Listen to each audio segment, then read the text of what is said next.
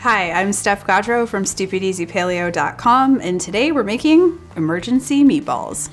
So these are called emergency meatballs because I feel like when you're starting to eat healthier and you're trying to get back on track, one of the best things you can do is have some emergency protein stored away in your freezer for those times where life just got away from you and you still want to eat healthy. This recipe is so easy. What we do is we put some ground beef and ground pork in a giant bowl. I like the mixture of 50-50 because I feel like the pork adds a little bit of flavor and lightness, but you could certainly do 2 pounds of ground beef, 2 pounds of ground pork, or like I did, 1 pound of each. To that, we're gonna add our seasonings, dried parsley, garlic powder, onion powder, salt and pepper. Certainly you can jazz these up however you want and add your own spices if you have a particular flavor profile that you like. So a lot of people think that to make meatballs, you have to add breadcrumbs and you have to add eggs as a binder, but this recipe doesn't have any of that.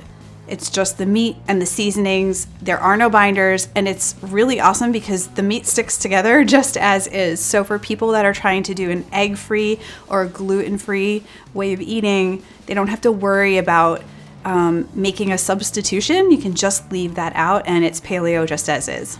From there, we want to mix this, but not overmix. One of the biggest bummers about meatballs is tough meatballs, and that happens when you really overmix the ground beef or the ground meat too much. So we just sort of mix gently to combine, and then I use 1/3 cup measuring cup. I sort of pack the meat in there, and then I dump that out into my hand and sort of shape them, put them on a parchment-lined baking sheet, and just throw them in the oven for about 15 or 20 minutes. After that, you can take them and use them right away or freeze them, and they stay good for a few months in the freezer.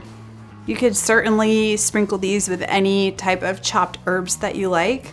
It depends what I'm gonna pair this with. So if I was gonna take these emergency meatballs, reheat and simmer them in some spaghetti sauce and then put that over some spaghetti squash, I might top them with something like chopped basil or fresh chopped Italian parsley.